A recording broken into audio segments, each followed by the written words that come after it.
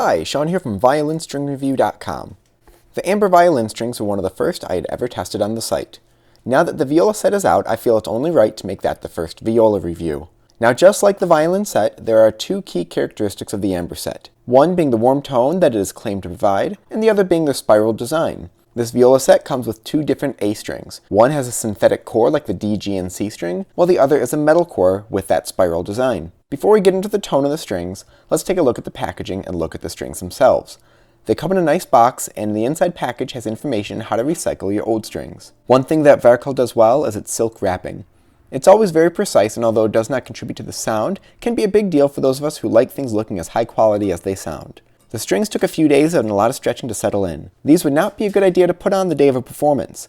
They had a slight tinny sound for the first few days as they stretched out like you would expect from a dominant string. The spiral on the A string does not go too far onto the fingerboard, so any worries about feeling odd under the fingers is not an issue. The spiral is both to assist in the elasticity of the string, as well as to allow for a warmer tone that you would not expect from a typical metal A string. On that note, yes, the metal A delivers a very rich tone. I almost feel that it may be warmer than the synthetic string that I tried first. The set as a whole has a warm sound. I had the exact same feelings as I did for the violin set. It definitely is on the warmer and richer side of the spectrum, but had a brighter tone when installed and kept that sort of brilliance even after stretching out. If you're searching for something that's like a gut string, this would not be your answer. But if, let's say, you like dominant strings but want something a bit darker, then these might be perfect. I always felt that the synthetic A would be better balanced with the rest of the set, and although it did have a smoother transition between strings, I prefer the metal A. This A would be the one that even if I went to another set, I would purchase just to use on its own. It's very rich while keeping the projection that you would expect from a metal core string.